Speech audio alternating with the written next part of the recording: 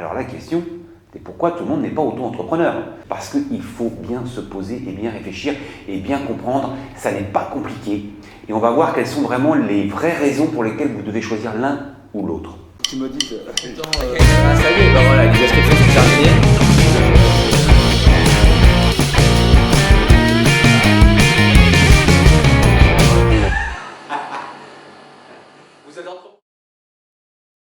Bienvenue sur cette capsule hyper importante qui va concerner le choix de votre statut juridique.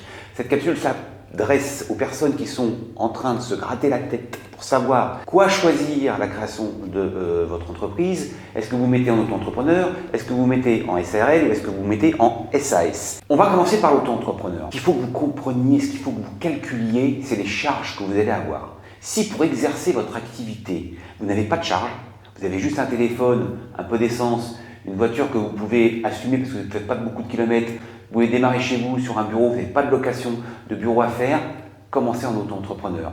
Le seuil est quand même très important. Avant de parler de TVA, on est jusqu'à 36 000 € par mois et on ne va payer que 20%. Je vous la fais courte, il y a des arrondis, ça change un peu tous les ans. En gros, 20% de frais. Donc si je prends 10 000 €, d'accord, 10 000 € de facturation, vous allez avoir que 2 000 € de frais à payer en termes de cotisation sociale, c'est-à-dire 20%, d'accord? C'est très peu. Il faut savoir, pour la faire simple, sur SAS et SARL, quand vous prenez 1 000 € dans votre poche pour vous acheter du pain ou pour remplir votre frigo, la société dépense 2 000 €. Vous ne cherchez pas. 50-50, d'accord? Alors, vous avez vu, j'ai dit la société, parce que la grosse différence aussi psychologique, c'est qu'en auto-entrepreneur, votre entreprise, c'est vous. Il n'y a pas de différence finalement, vous êtes l'entreprise. Alors que, je vous invite psychologiquement aussi à réfléchir, si vous voulez monter une société, c'est votre bébé, c'est une personne morale, ça n'est pas vous. Et donc vous allez être au service de votre entreprise, que vous allez essayer de faire grandir, de faire grossir et qu'elle vaille quelque chose sur le marché. Alors que, en auto-entrepreneur, vous ne valez jamais que ce que vous produisez au jour le jour. En revanche, pour démarrer, c'est génial. Pour démarrer surtout une activité de prestation de services, consultant, conseil, développeur, formateur, etc. Parce que, un, les charges sont très faibles, donc 20% uniquement, et deux, il n'y a pas de TVA. Ça veut dire quoi? Que vous allez facturer tout de suite 20% de moins que n'importe quelle société. Je m'explique. Vous êtes jardinier. Vous êtes jardinier, on va le faire, essayez de comprendre parce que c'est vraiment une énorme différence. Vous êtes jardinier auto-entrepreneur. Vous allez facturer 120 € la journée à votre client, Madame Trucmuche. Sur ces 120 €, vous allez avoir 20% de taxes, point barre, c'est-à-dire 24 €. D'accord? Il va vous rester donc en gros 96 € dans la poche. D'accord? Dans la poche, nette, pour remplir votre frigo. Si vous êtes en SARL ou SAS, peu importe, ces 120 € déjà ne valent plus que 100 parce que vous allez devoir reverser la TVA à l'État. Donc les 20 €, c'est pour ça que j'ai pris 120, les 20 € de TVA, 100 plus 20%, ça fait 120, vous les filez à l'État. Déjà, cela n'existe plus. Il vous reste 100 €. Et comme je vous l'ai dit juste avant, ces 100 € dans votre poche, il n'en reste que 50. Parce que les 50 la différence vont aux charges.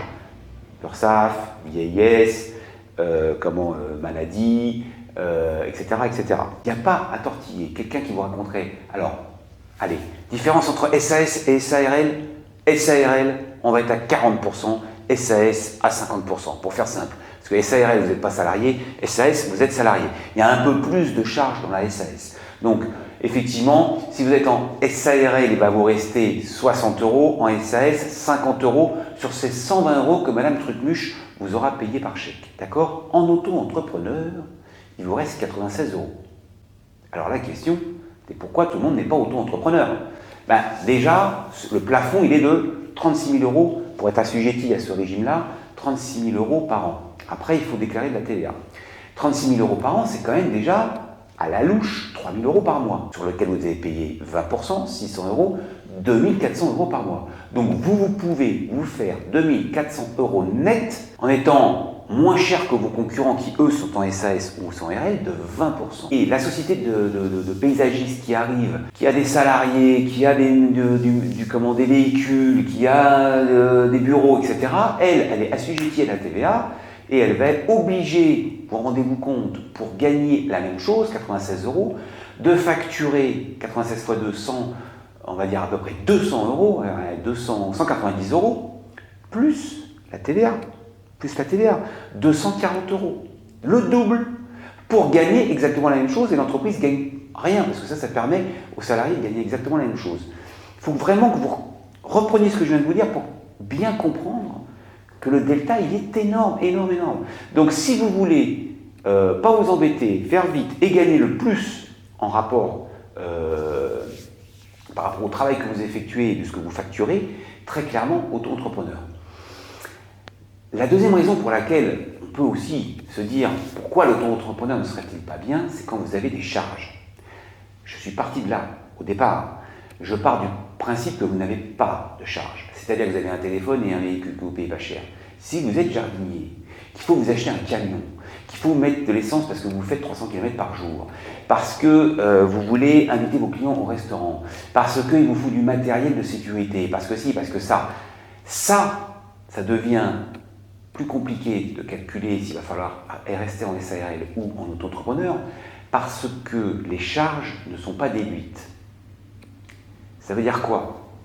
Ça veut dire que si pour générer ces 120 €, vous avez besoin, si vous êtes peintre par exemple, vous êtes peintre, vous mettez pareil, 120 € la journée de peinture.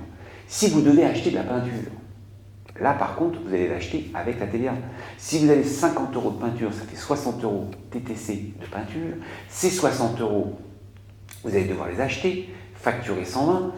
Et là, hélas, les 96 que vous aviez, il va falloir retirer les 60. Il va vous en rester 36. D'accord? Alors imaginons que vous les facturiez à votre cliente, ces 50 € de peinture. Vous avez bien raison. Sauf que de la même façon, vous allez être taxé sur la peinture que vous achetez et que vous revendez. Donc, si vous faites 20% de marge sur votre peinture, vous achetez 50, plus la TVA, 60, vous la revendez, disons 60 plus vous la revendez 80. Vous n'allez strictement rien gagner sur la peinture. Pourquoi? Parce que ces 80 € que vous allez facturer à votre cliente, vous allez encore avoir les 20%, les 8 x 2, 16 € de taxes, alors que ça ne vous a rien rapporté. Vous avez acheté un pot de peinture TTC 80 €, vous l'avez revendu à votre cliente 80 € et vous avez des charges dessus. Pourquoi? Parce qu'en auto-entrepreneur, on ne calcule que ce que vous rentrez, que ce que vous gagnez. Et là, il faut que vous compreniez bien la différence. C'est qu'en auto-entrepreneur, je le redis, on ne va calculer les 20% de charges que ce que vous facturez. Vous facturez ces 20%, vous ne facturez pas, c'est rien. C'est ça qui est génial, c'est que si vous ne facturez pas, il n'y a pas de charge. Mais dès que vous facturez, il y a des charges. Et si dans ce que vous facturez, il y a de la matière première, du matériel ou des frais de restaurant, de kilomètres, d'essence ou je ne sais quoi qui sont obligatoires pour faire la prestation dont vous avez besoin, là ça devient beaucoup plus compliqué dans le calcul parce que ces frais-là engendrés vont être nets des charges sur lesquelles vous ne pouvez rien faire. Alors, je sais que ce n'est pas facile à comprendre, mais c'est quoi la différence avec une SARL dans ce cas-là? Une société, SARL ou SAS, le système est le même. C'est que là, vous allez pouvoir déduire vos charges. Alors, je vais reprendre le cas de figure. On va reprendre le cas de figure. On veut gagner 96 € net dans notre poche, d'accord? Et on a 50 € de peinture qu'il faut acheter.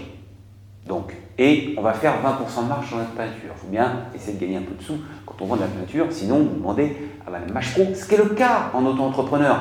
Vous demandez à Madame Machepro d'aller l'acheter sa peinture et vous payez. Comme ça, ça ne rentre pas dans votre facture. Donc vous ne le facturez pas. Donc vous ne le rentrez pas. Donc les 20% ne sont pas assujettis. Le cas que j'ai cité juste avant, c'est si vous facturiez la peinture. Donc les auto-entrepreneurs, c'est ce qu'ils font, ils demandent à leurs clients d'aller acheter le matériel. Sauf que ça pose un problème. Vous ne pouvez pas marger sur le matériel. Alors que vous êtes professionnel, cette peinture, 50 € peut-être que Madame Trucmuche va l'acheter 50 € chez Castorama, mais vous pouvez peut-être l'acheter 30 parce que vous êtes professionnel, vous avez des prix professionnels. D'accord? Donc, vous pourriez, même si Madame Machepot l'achète la même chose, peut-être gagner encore 20 € sur la peinture. Mais ça, vous ne pouvez pas le faire si vous êtes auto-entrepreneur. Parce que ça veut dire que c'est vous qui devez facturer cette peinture, et comme vous l'achetez, vous avez des charges dessus, parce que vous allez la facturer, ça ne vaut pas le coup. Et là, on va passer en société. On va passer en société dès lors que vous avez des charges pour faire votre activité. Je vais juste faire un petit bémol. Je parle de charges pour produire votre activité, pas d'achat et vente de matériel. Parce que si vous achetez du matériel pour le revendre, si vous achetez des fournitures, des marchandises pour les revendre, là par contre, la taxation est de 10% au lieu de 20%, pour la faire courte, c'est 12 je crois. D'accord? C'est très intéressant si vous faites une grosse marge. Le statut auto-entrepreneur reste très intéressant si vous faites de l'achat-vente de marchandises sur lequel vous avez une très grosse marge. Vous achetez 10 pour revendre 100, vous achetez 10 pour revendre 80. Si vous achetez 10 pour revendre 40, ça vaut déjà plus le coup, je vous le dis tout de suite. Parce que vous n'allez pas assez déduire, et encore une fois, vous allez avoir 10% de charge sur la totalité du chiffre d'affaires. En SAS ou SARL, en société, on va déduire ce qu'on achète. Ça change tout. Je reprends mon exemple. Je veux gagner 96 € à la fin. J'ai 50 € de peinture. Donc, qu'est-ce que je fais quand je suis en société? Je vais acheter de la peinture. 30 € parce que je suis professionnel. Comme j'ai de la TVA, ça fait 36, mais sauf que les 6 €, comme j'achète, ça, l'État va me le rembourser. Donc, j'achète pas 36 en l'occurrence. Je n'achète que 30, ce qui n'était déjà pas le cas en auto-entrepreneur. J'achète hors taxe. Ces 30, je vais les revendre 50, plus la TVA. Ça fait 60. Donc je vais revendre à Madame Trucmuche 60 €. Mais je vais avoir gagné mes 20. Mes 30 que j'ai acheté hors taxe, 50 que j'ai vendu hors taxe, plus la TVA que j'ai facturée. Madame Machepot doit me faire pour la peinture un chèque de 60 €. Mais j'ai acheté 30, 6 € de TVA. J'ai acheté 36, l'État me rembourse 6. J'ai vendu 50 plus 10 € de TVA, 60. Et je reverse 10 à l'État. Mais j'ai gagné 20, 30, 50, hors taxe. En société, on raisonne toujours hors taxe. Donc, j'ai gagné 20 € sur ma peinture. Alors évidemment, vous allez me dire, c'est pas beaucoup. Ah ouais, mais sauf que s'il y a 500 € de peinture, j'ai gagné 20 x 5, j'ai gagné 100 €. Impossible de le faire en auto-entrepreneur. Et puis, effectivement, je vais devoir facturer maintenant mon temps de peinture. Et mon temps de peinture, si je veux gagner 96 €, j'ai pas le choix. Vous l'avez compris, il faut que je facture le double. Donc c'est pour ça que les artisans, les gens du bâtiment qui sont en société, ils râlent contre le statut d'auto-entrepreneur, et je le comprends, puisque pour se mettre la même chose dans la poche, il faut qu'ils facturent le double. Le client, lui, surtout le particulier, lui, payer le double, ça lui fait mal quand même. Comprenez bien en fonction du métier que vous voulez et de ce que vous voulez dans la poche. Parce que là, je suis sur une fourchette haute, allez, on va dire, de 2500 € net par mois. Si vos velléités sont de gagner beaucoup plus, et surtout, si vous voulez construire un business qui vaut de l'argent, si vous voulez employer, si vous avez des bureaux, si vous voulez acheter du matos, des véhicules, si vous voulez fabriquer une société, alors là, il ne vous reste plus qu'une chose à faire, c'est le statut de société, SARL ou SAS. La différence entre les deux, pour moi, c'est très simple. La SARL, elle est plus souple. Vous êtes gérant. Alors, je parle de gérant majoritaire, vous avez plus de 50% de départ. Elle coûte un peu moins cher, socialement, c'est-à-dire qu'effectivement, vous avez un peu moins de charges quand vous versez à vous. C'est beaucoup plus souple pour vous verser des sous. Vous pouvez prendre tous les lundis 500 balles en liquide. Évidemment, il faudra faire une comptabilité, et ces 500 balles passent dans votre rémunération, et puis on calcule tout ce que vous avez considéré comme étant de la rémunération. Vous faites x2, en gros, un peu moins encore une fois, mais vous faites x2, ça vous calcule vos charges, vous faire la charge à l'URSSAF, à la retraite, etc., etc.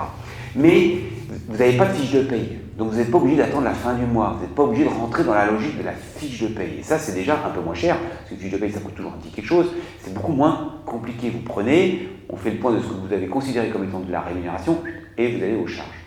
En SAS, vous êtes salarié, donc vous avez une fiche de paye. Vous êtes obligé de vous faire une fiche de paye, d'attendre la fin du mois, en gros, même si vous pouvez vous faire un acompte, mais ça devient beaucoup moins pratique. Et donc, quand vous vous versez 1000, la société a dépensé 2000. C'est bien d'accord. Donc, SARL plus souple.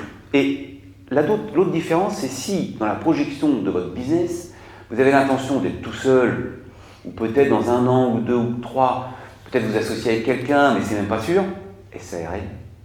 Mais si vous avez besoin tout de suite de vous projeter dans la nécessité rapide, à court terme, de devoir donner des parts de votre entreprise pour faire rentrer du cash, par exemple, pour avoir de l'apport en compte courant, je ne sais pas moi, vous pensez que vous n'avez peut-être pas toutes les compétences requises pour l'activité et vous pensez faire rentrer un associé qui vous aidera à faire quelque chose, donc là vous allez devoir lui donner des parts.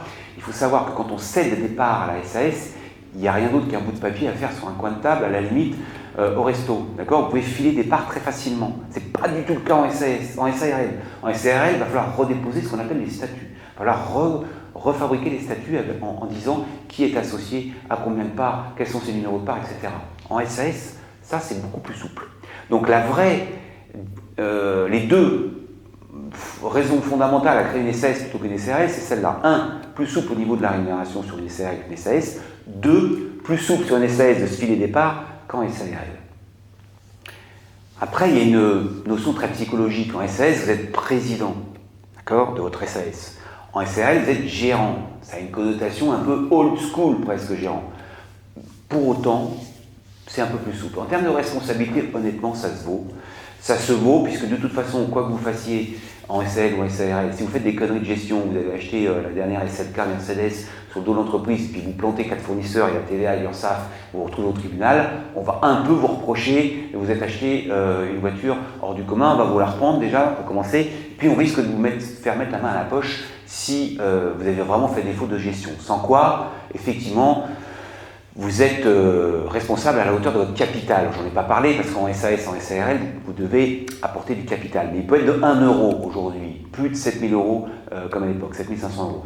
Donc le capital, finalement, la responsabilité SAS SARL est assez limitée dès lors que les problèmes que vous rencontrez, si vous devez vous retrouver en dépôt de bilan, ce soit une raison économique liée à votre activité, un fournisseur qui vous plante, ou une saisonnalité ou le coronavirus qui fait que tout ce que vous aviez prévu d'importer de Chine ne peut plus s'importer et là vous êtes au bas du mur, vous ne pouvez plus payer votre SURSSAF, vous ne pouvez plus voter votre TVA, vous ne pouvez plus payer vos fournisseurs, vous déposez le bilan, on ne vous reprochera rien, d'accord ? Il n'y aura pas vous n'aurez pas de mettre la main à la poche. En revanche, en auto-entrepreneur, il n'y a pas de responsabilité limitée, logiquement vous devez payer tout ce que vous devez. Vous devez payer tout ce que vous devez.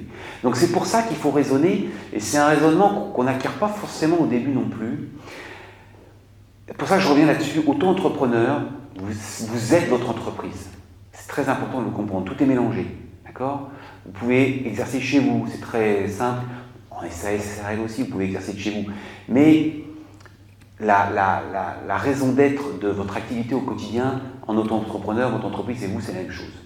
Mais on ne construit pas une entreprise. Alors que dans la logique de la SAS et de la SARL, on essaie de construire une personne morale. C'est notre bébé, on essaie de le faire grossir. Nous, on se rémunère dessus pour remplir notre frigo, mais l'idée, le focus qu'il faut avoir, je vous le garantis, si vous montez une entreprise, c'est celui-là. Essayez de faire de cette entreprise qu'elle soit belle, qu'elle soit rentable, et que demain, peut-être, quand vous allez revendre des parts, ou que vous allez essayer de la vendre sur le marché, elle vaille vraiment quelque chose. Ça ne va pas être tout à fait la même logique en auto-entrepreneur. Et si vous voulez construire quelque chose, rapidement, il faut passer en entreprise. Pourquoi ? Parce que si vous voulez construire quelque chose, vous allez avoir besoin d'engendrer des frais. Vous avez besoin de recruter du personnel, par exemple. Vous ne pouvez pas recruter du personnel en auto-entrepreneur. Si vous voulez travailler à plusieurs en auto-entrepreneur, il faut être plusieurs auto-entrepreneurs. Parce que si vous commencez à faire travailler quelqu'un sur le chantier de Madame Machepro de tout à l'heure, qui va vous demander 60 € et que vous facturez de 120, les 60 €, vous les filez à votre collaborateur, avec ça, il n'a pas gagné grand-chose, surtout que là, comme il est salarié, vous êtes obligé de lui verser des charges et tout ça, et là, ça ne devient plus du tout rentable d'être au statut auto-entrepreneur. Donc, comme son nom l'indique, auto-entrepreneur, vous êtes tout seul, auto, ok ? En SARL, si vous voulez commencer à monter un peu le business et à créer une entreprise, à recruter du personnel et encore une fois à vous équiper correctement et à pouvoir travailler vite, mieux et puis commencer à faire un peu de volume, très clairement, il faut tout de suite basculer en entreprise. Pourquoi ? Eh bien parce que toutes les charges, toutes vos dépenses vont être déduites de votre rémunération. D'accord? Alors qu'encore une fois, entrepreneur, tout ce que vous gagnez est calculé sur la base de 20% pour déclarer les charges. Écoutez, je vais m'arrêter là pour aujourd'hui. Ce que je vous invite à faire sous cette vidéo, c'est à laisser des commentaires et j'essaierai d'y répondre autant que faire se peut. Si vous pensez dans tout ce que je vous ai raconté qu'il y a des petites zones d'ombre ou des choses qui ne sont pas tout à fait vraies que vous voulez évidemment éclaircir pour l'auditoire qui risque de visionner cette vidéo, n'hésitez surtout pas. Si vous êtes expert comptable, avocat ou quoi, que vous écoutez cette vidéo, complétez ce que je suis en train de dire. Dites si vous n'êtes pas d'accord sur certains trucs ou venez étayer mon propos là-dessus. Et d'ici là, écoutez, je vous propose toujours pareil.